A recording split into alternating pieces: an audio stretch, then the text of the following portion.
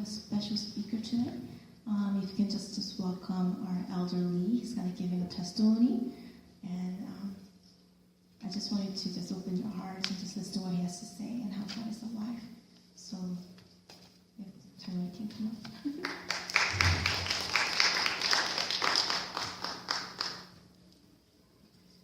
감사합니다. 잘 들리세요?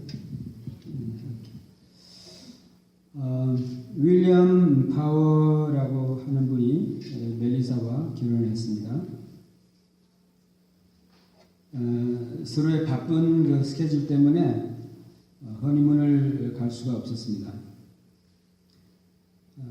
윌리엄 파워 씨는 프랑스 파리로 가고 멜리사는 도미니카 공화국으로 각각 신혼여행을 떠났습니다. 이렇게 각자 따로 가는 신혼여행을 유니문이라고 한답니다. 허니문이 아니고 유니문이라고 하는 겁니다.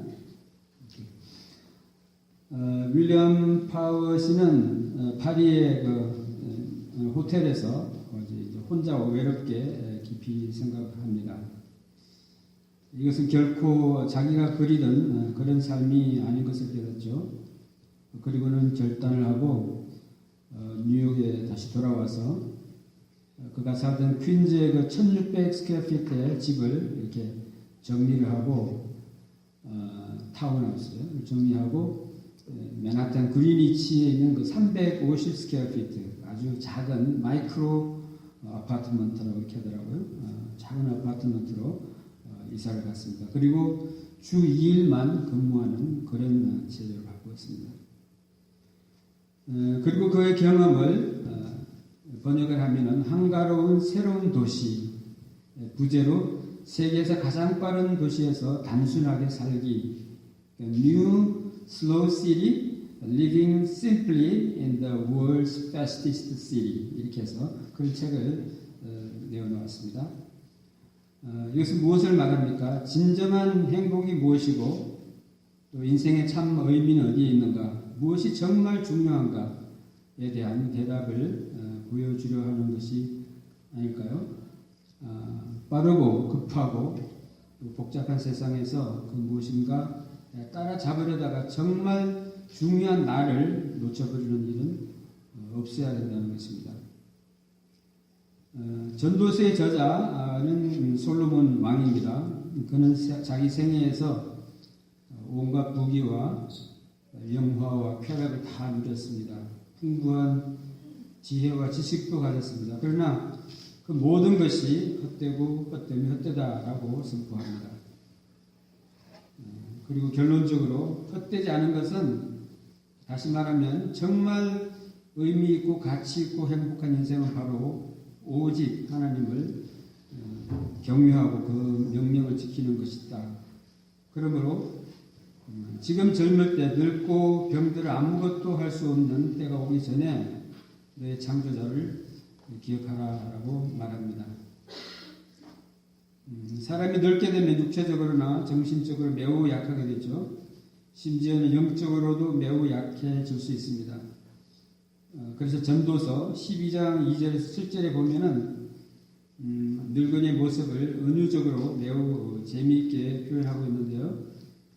사실은 매우 슬픈 모습입니다.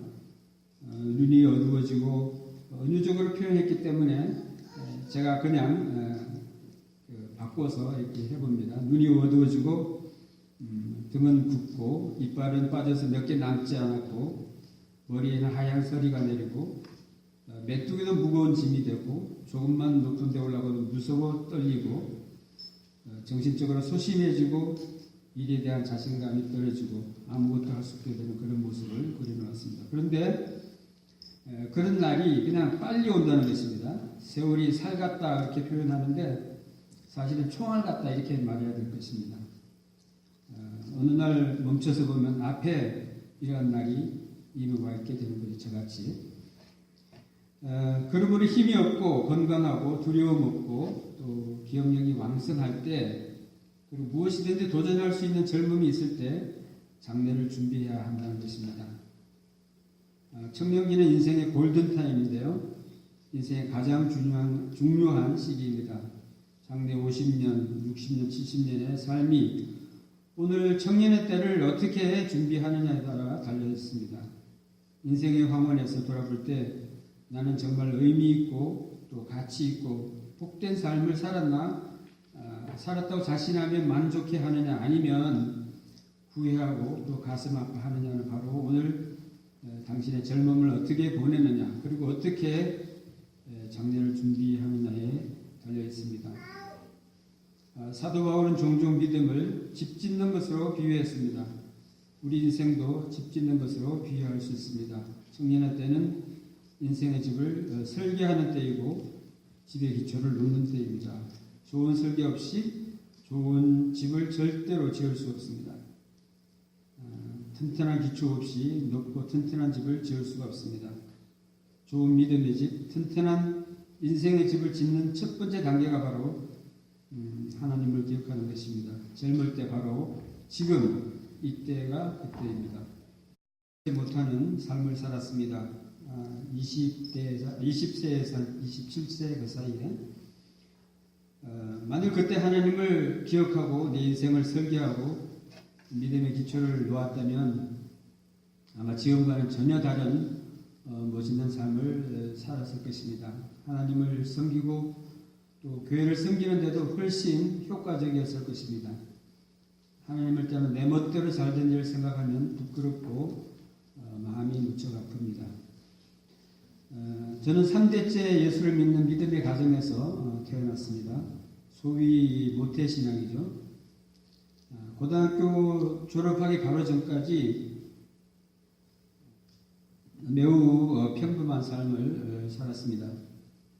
좀 가난하긴 했지만 별 어려움 없이 이렇게 살았죠. 특별한 은혜의 체험은 없었지만 나름대로 열심히 진실하게 믿음을 지키려 했습니다. 적어도 내 인생의 최종 목적은 하나님 영광이었고 그래서 하나님 영광을 위해서 공부도 열심히 했습니다. 그런데 고등학교 3학년 마지막 그 순간에 신앙적으로 우리 가정이 커다란 시련을 겪게 됩니다. 온 가정이 사이비 이단에 현혹되어서 약 1년 반 내지 2년 정도 그렇게 그 속에서 지나게 됩니다. 그동안 우리는 재산을 모두 잃게 되었고 제 동생과 저는 한 2년씩 이렇게 학교가 늦어지는 그런 일이 벌어지죠. 늦기는 했지만 다행히 학업은 계속할 수 있었습니다. 그러나 나는 나의 믿음을 완전히 잃고 말았습니다. 우리가 그래도 예수 잘 믿고 또 착하게 살려고 노력을 했는데 하나님이 살아계신다면 어떻게 이룰 수가 있는가? 어떻게 우리를 그냥 이렇게 내버려 둘 수가 있는가? 하나님 모든 것이 하나님의 잘못이라고 생각하며 하나님께 도전했습니다. 그때 마침 읽은 책이 니체의 자라투스트라는 이렇게 말했다였습니다. 아마 제가 찾아서 읽은 것 같아요. 기억나시는지 모르겠습니다만 내일 첫 부분에 자라투스트라가 등불을 켜들고 산에서부터 이렇게 내려오죠. 그러면서 신을 찾습니다. 그래서 신은 보이지 않습니다. 그래서 그는 외치죠. 신은 죽었다 하고 이렇게 외칩니다. 그 당시 그 선언이 내게 얼마나 통쾌한 선언이었는지 모릅니다. 나는 더 나아가서 신이 죽은 것이 아니라 아예 없는 거라고 결론을 지었습니다. 이렇게 해서 나는 완전히 하나님을 떠났고 또 나는 하나님을 잃어버렸고 나를 잃어버렸습니다. 그래서 방황하는 인생이 되었습니다. 믿지 않는 친구들과 한 2년 대학 생활을 이렇게 어울려 다니면서 될 대로 되라의 인생을 살았습니다. 2년 후에 군에 입대했습니다. 한국에서는 농담으로 군인은 사람이 아니고 군인이라 라는 말이 있습니다. 두 사람이 있으면은 한 사람은 군인이고 한 사람은 일반인이면 군인 하나, 사람 하나 이렇게 카운트하죠. 무슨 말인지 아시겠어요? 군인은 사람으로 취급받지 못하죠. 그렇게 행동이 아주 무절제하다는 것입니다. 이런 환경 속에서 하나님과 더 멀어지는 것은 너무 당연합니다. 나는 어떤 규율 속에 이렇게 갇혀 사는 것을 무척 싫어하기 때문에 군대 생활이 정말 어려웠습니다. 어려움 속에서 하나님과 동행했더라면 하나님의 놀라우신 은혜를 경험하는 기간이 되었을 텐데요. 그렇지 못해서 더 하나님과 멀어지게 됐죠. 군대에서 나의 주특기는 사종 병참이었습니다. 군대 갔다 오신 분들은 사종은 그 병사들 의복을 담당하는 그런 병과입니다. 그러니까 그 슈즈나 그 유니폼 이런 것들을 취급하는 이제 보급하고 서플라이하고 또 헌옷들을 이렇게 걷어들이고 콜렉트하고 그런 일을 제가 했죠. 그 안에 부정과 부패가 만연해 있었습니다. 트럭으로 군복을 팔아먹고 그런 일들이 비일비재했던 것 같아요. 한 번은 한밤중에 트럭으로 그 군복을 한 차 싣고 팔러 가는데 따라가는데 했었습니다. 그런 속에서 내 양심이 마비되고 성과 악을 구별할 수 없는 그 비참한 인생으로 변해가는 모습을 보았습니다. 하나님 없는 인생이 얼마나 비참하게 되는지 적나라하게 보여주는 것이었습니다. 3년 2개월 정도 군복무를 마치고 제대를 했습니다. 우리 하나님은 정말로 은혜로우신 분이십니다. 집던한 탕자를 기다리시는 아버지와 똑같은 분이십니다. 그 아버지는 탕자가 돌아오기를 기다리셨지만 하나님께서는 나 같은 죄인을 다시 찾아오셨습니다. 와서 만져주시고 회복시켜 주시기 시작하셨습니다. 제대로 내 마음속에 변화가 생기기 시작했습니다. 주님께서는 한 걸음씩 한 걸음씩 나를 주님께로 인도하셨습니다. 그래서 내 마음을 이렇게 변화시켜 주신 것이죠. 나도 모르게 하나님을 그리워하게 되고 교회를 향한 마음이 언뜻언뜻 이렇게 들기 시작했습니다. 어느 날 어머님이 새벽기도에 나가신 후 몰래 이렇게 뒤따라가서 맨 뒷자리에 이렇게 앉았다가 창피하니까 그냥 끝나자마자 얼른 돌아올 때도 있었습니다. 또 가끔은 친구 따라 기도 청년 모임에 가기도 했습니다. 또 하나님께서는 직장에 정말 좋은 믿음의 친구들을 준비해 놓으셨습니다. 머지않은 훗날 미국까지 와서 함께 섬기는 축복도 주셨습니다. 그분이 우리 김혜진 목사님이십니다. 가까운 교회 주일 예배도 참석하고 청년 수련회에도 참여하게 됩니다. 그러면서 이제 말씀이 보이고 또 깨달아지기 시작하더라고요. 그런데 사실은 그게 제가 성경을 너무나 모르고 있었던 것을 알게 되었다고 하는 말이 더 적절한 것 같습니다. 나와 우리 가족이 잘못된 것은 전적으로 말씀에 대한 지식이 너무도 부족했기 때문이라는 그 깨달음을 주신 것이죠. 성경을 읽지 않고 배우지 않은 것을 회개했습니다. 아직도 내 믿음이 갈 길이 멀고 또 멀지만 여기까지 온 것은 전적인 하나님의 은혜였습니다. 그리고 무엇보다도 어머님의 눈물 어린 기도와 믿음의 동료들, 친구들의 기도 덕분이었습니다. 어머니께서는 바로 살아라, 교회에 나가라 그런 말씀을 한 번도 안 하셨습니다. 그러나 새벽마다 드린 어머니의 눈물의 기도가 나를 변화시키셨습니다. 저는 기도의 능력을 믿습니다. 특별히 어머님들의 눈물의 기도는 더 힘이 있음을, 능력이 있음을 믿습니다. 이전에 하나님께서는 나에게 내 인생의 가장 큰 선물을 주셨습니다. 내가 주님께로 돌아오는 것을 환영하시며 주시는 선물이라는 생각을 해봅니다. 내가 사랑하는 사람을 주셨습니다. 때때로 외로울 때 내가 정말 사랑할 수 있는 사람이 있었으면 좋겠다 하는 그런 생각을 한 적이 있거든요. 하나님 내 마음을 헤아려 주신 것 같습니다. 그 사람을 나의 아내로 주셨습니다. 당시 나의 형편으로는 아내를 맞이할 아무 준비도 안 되어 있었습니다. 물질은 물론 아시다시피 정신적으로도 전혀 준비가 되어 있지 않았습니다. 그 황폐한 마음이 이제 막 회복되는 그런 시기였으니까요. 어느 날 그녀는 이렇게 말했습니다. 인자씨, 나는 인자씨를 하나님보다 더 사랑할 수 없어. 나는 하나님을 제일 사랑해 라고 이렇게 얘기를 했습니다. 왜 그런 말을 했는지 잘 기억이 안 나지만 지금 생각하면 좀 아찔합니다. 참고로 신부는 결혼식 날 그 세례를 오전에 세례를 받고 그 다음에 오후에 저희가 결혼식을 했어요. 교회에서.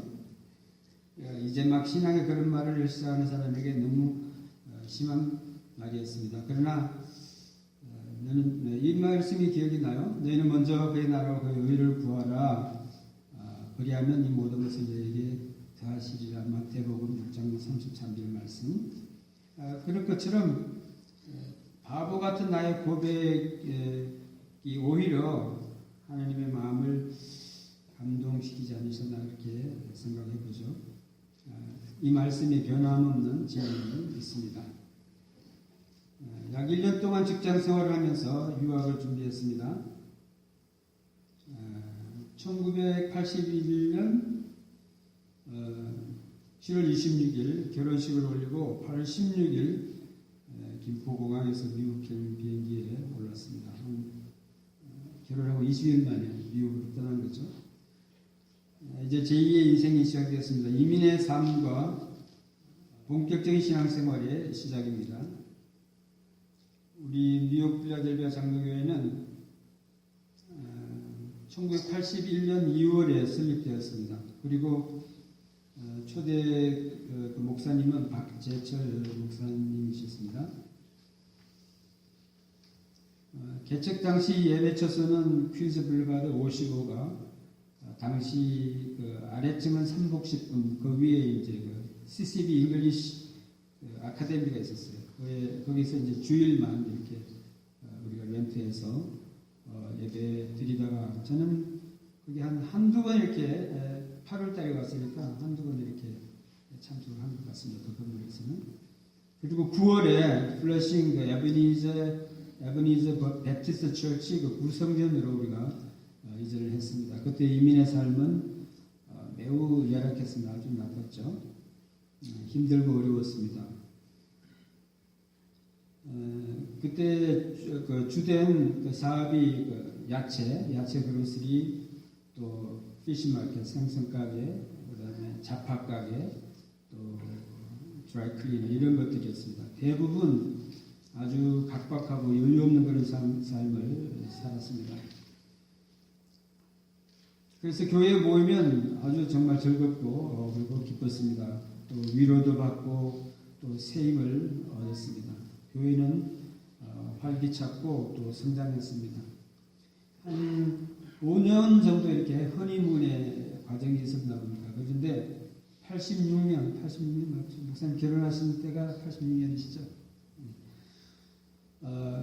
그때였었는데 당시 세 분의 의사가 계셨는데 그때 남성교회 주관으로 그런 분들을 세 분 의사를 중심으로 이렇게 해서 무료 의료 진료를 실시했죠. 아주 성공적으로 이렇게 잘 마쳤습니다.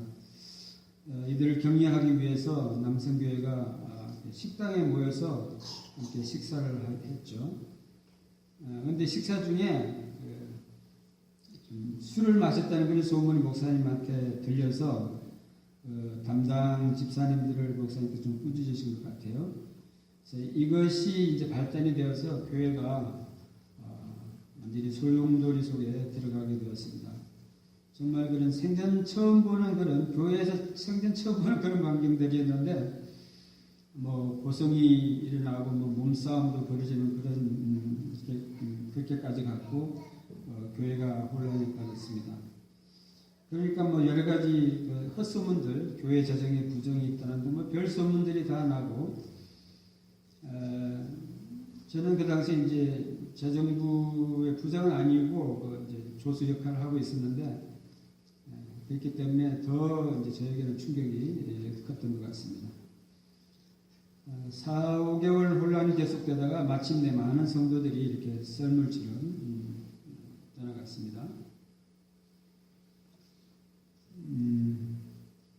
중장년층에 돈 있고 실력 있는 분들은 거의 다 이제 떠난 것으로 기억이 됩니다. 주로 힘없고 좀 가난한 분들, 젊은 사람들이 이제 목사님 편에 섰고 그분들 중심으로 새롭게 이제 시작하게 되었습니다. 이 사건은 당시에 그 담임 목사님 박재철 목사님과 우리 모두에게 엄청난 그런 충격이었습니다. 그러나 우리는 기도하고 또 극복해 나가기 시작했죠. 특별히 성가대를 중심으로 뭉친 젊은이들의 그 모임은 정말 교회에 큰 힘이 되었습니다. 모이면 찬양하고 또 교제하고 말씀 배우고 또 모이기를 힘썼습니다. 그때 그분들이 오늘 우리 김혜진 목사님 또 여러 장로님들 그리고 권사님들이 됩니다. 뭉치면 살고 흩어지면 죽는다라는 말을 들어보셨겠죠. 아무리 상황이 어렵고 환경이 힘들어도 하나 되면 극복할 수 있습니다. 하나 되면 이길 수 있습니다. 그런데 하나의 교회가 세워져 가는 데에는 한 개인의 그 인생처럼 늘 크고 작은 어려운 일들이 따르게 마련인가 봅니다. 이번에 또다시 큰 일이 일어났습니다. 한 5년 후쯤 되네요. 박재철 목사님, 그 초대 목사님께서 몸이 불편하셔서 병원에 입원하셨습니다. 가을에 입원하신 것 같은데 태어나지 못하신 채 93년 2월에 하나님의 부름을 받으셨습니다. 그리고는 93년 5월에 우리 김혜천 목사님이 당시 안수집사로 이렇게 또 담임 전도사로 취임하시고 이제 정식으로 신학교를 졸업하신 후에 목사로 위임받게 되셨습니다. 이 과정 속에서 우리는 또 한 번 별다른 그 진통을 겪게 됩니다. 장례식을 치르고 또 유가족을 돌보고 또 후임 교역자를 새롭게 모시는 일은 모두에게 참 엄청난 그런 어려운 일이었습니다. 더군다나 저희가 막 40대, 40 그때니까 41, 목사님은 더 연세가 적으셨죠. 그래서 그의 모든 일에 의견이 충돌되고 엄청난 그 불평과 원망들이 쏟아져 나왔습니다. 본교회 우리 안수 집사님이 목회자로 세워진다는 것은 정말 힘든 일이었죠. 개중에는 몇 분이었습니다만 반대하며 또 견디지 못해서 떠난 사람도 있습니다. 그러나 대다수 성도님들이 환영하고 받아들였습니다. 새로 부임하신 목사님과 함께 우리를 이 교회에 불러주신 이유가 무엇입니까? 하나님께 질문하고 기도하면서 그렇게 새롭게 시작을 했죠. 그리고 새로운 일꾼들을 보내달라고 기도했습니다. 함께 기도하며 또 제자 훈련을 하는 가운데 정말 새로운 일꾼들이 또 세워졌습니다.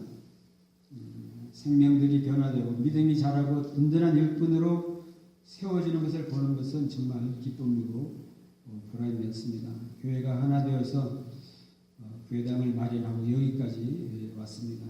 하나님의 은혜입니다. 그리고 앞장서신 목사님과 성도들의 헌신이 너무나 아름답습니다. 그런데 솔직히 말하면 제가 미국에 온 것은 온 목적은 예수 잘 믿기에 온 것은 아니었습니다. 당시 한국의 상황은 정치, 경제, 사회 모든 분야에서 매우 어두웠죠.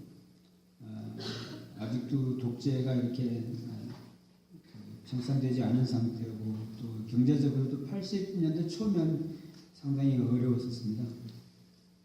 그래서 미국에 가면 자유롭게 살 수 있고 또 내가 노력한 만큼 잘 살 수 있다는 믿음이 있었습니다.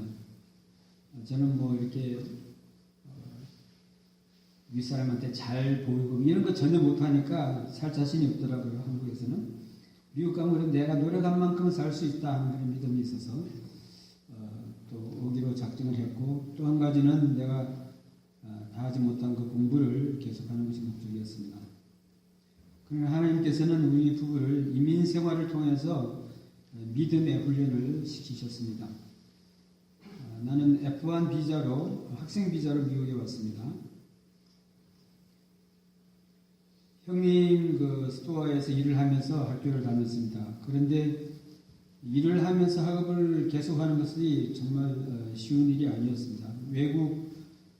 더군다나 외국 유학생으로서 공부를 계속하는 것은 더욱 어려운 일이었죠. 그런데 마침 그 영주권자의 미혼 자녀로 영주권을 신청할 수 있게 되었습니다. 제 어머니가 이제 그때 와 계셨고 또 영주권을 그때 얻으셨습니다. 그래서 1983년도에 제가 변호사를 통해서 서류를 이제 제출했죠. 그리고 얼마 후에 영주권 인터뷰를 하고 A 넘버도 받고, A 넘버 아시죠? 그 영주권 넘버 맨 앞에 A로 시작해서 넘버 이렇게 가는 게 이제 A 넘버, 영주권 넘버인데, 영주권 넘버도 받고 또 소셜 그 카드도 받았습니다. 그런데 그래서 이제 그린 카드를 받은 후 이제 학교를 계속 다니기로 하고 중단을 해버렸죠. 한 뭐 3, 4개월 내지 5, 6개월 지나면 그린 카드를 받게 되는데 1년이 지나도 소식이 없어요. 그래서 다시 변호사를 통해서 알아본 결과 제 그 서류가, 내 서류가 FBI로 이송되어 있다는 거예요. 왜냐하면 저 이민소속을 담당한 변호사가 그 유령 그 업체를 세워놓고 이제 영주권을 많이 내주는 것 같아요. 그래서 수사관에 이제 그 수사를 받는 중이었고, 모든 서류들이 이제 FBI 이렇게 넘어가는 과정에서 제 것도 같이 따라 넘어간 거죠. 그래서 또 이제 다시 변호사를 사가지고 그 서류를 빼와서, 그리고 이제 이민 신청을 다시 한 거죠. 그래서 다시 이제 인터뷰를 해서 4년 후에 1987년에 제가 그 그린카드를 받았습니다. 4년 동안 이제 불법으로 이렇게 일리걸 이미그런트로 이렇게 살았습니다. 한편 그 아내 이인자 권사는 1981년 이제 12월에 그냥 무작정 도미죠. 무작정 상경이 아니고 무작정 도미 학생 비자로 역시 이렇게 같이 따라왔어요. 따라와가지고 사실은 제가 여기서 이제 자리 잡고 그러고 데리러 나가려고 그랬었는데 그 뭐 기약이 없는 거죠. 그러니까 똑똑해서든지 그래서 아주 무조건 이렇게 미국으로 따라왔습니다. 한국에서 결혼을 하고 왔지만 영주권 신청을 위해서 혼인신고를 못하고 6년 동안 이제 이렇게 동거한 셈이죠. 내가 영주권을 받은 후에 이제 퀸즈 코트에 가서 다시 결혼식을 올리고 목사님 모시고 갔습니다. 그때가 결혼 그 서티피케이트를 받았습니다. 그리고 이 인자권사는 1989년도에 이제 그때 막 그 스티브를 9월달에 이제 출산하고 12월에 이제 한국으로 나가서 인터뷰를 하고 그래서 이제 영주권을 이렇게 받았습니다. 7, 8년 정도 이렇게 우리 부부가 거의 뭐 불법 이민자로 이렇게 살았는데 그 생활이 정말 어렵고 불안한 그런 생활이었습니다. 그 때문에 우리가 생활은 어려웠지만은 그 때문에 하나님께 더 매달리고 또 기도하는 그런 기억이 납니다. 담임 목사님을 비롯해서 온 성도들이 함께 많은 기도를 해주셨습니다. 그러나 합력하여 선을 이루시는 하나님께서는 로마서 8장 28절에 나오는 말씀처럼 그런 가운데서 우리를 훈련시키시고 연단시키셨습니다. 우리를 불법 이민자로 가두어두지 않았다면 그렇게 기도하면 매달리지 않았을 것입니다. 이민자보다 가끔 한국 나오고 그랬을 거예요. 한 8년 동안 못 나가고 그냥 꼼짝없이 교회에 묶여 있었죠. 하나님을 떠난 인생, 하나님 없는 인생, 특별히 하나님 없는 젊음이 참 멋있고 자유해 보였습니다. 그래서 그 길로 가보았지만 그 길은 아픔과 후에만 나에게 남겨준 길이었습니다. 나의 황금의 날들을 하나님을 기억하고 또 기도하며 미래를 준비했더라면 오늘 나의 인생은 전혀 다른 인생이 되었을 것입니다. 교회를 섬길 때도 지금보다는 훨씬 효과적으로 더 잘 섬길 수 있을 것입니다. 그리고 훌륭하고 좋은 일들을 많이 할 수 있을 것입니다. 반면에 나의 젊음과 물질을 들이며 헌신하지만 때때로 불평과 욕으로 돌아오는 일들을 겪으면서도 주님을 섬기고 또 교회를 섬겼던 날들은 보람이고 기쁨이고 그리고 가슴 뿌듯한 날들이었습니다. 무능하고 믿음 없는 인생을 지금까지 붙드시고 훈련시키시고 사용해 주심에 감사합니다. 전도서 12장 13절 일의 결국을 다 들었으니 하나님을 경외하고 그 명령을 지킬지어다. 이것이 사람의 본분이니라. 하나님을 경외하고 그 명령을 지키는 것이 최고의 행복이고 축복입니다. 그러기 위해서는 신년의 때 곧 공고한 날이 이르기 전에 나는 아무 낙이 없다고 할 해가 가깝기 전에 나의 창조자를 우리의 창조자를 기억해야 합니다. 그리고 창조자를 기억한다는 말을 그냥 간단하게 몇 가지만 이렇게 제가 생각을 해봤는데요. 설명 없이 그냥 이렇게만 나열해 보겠습니다.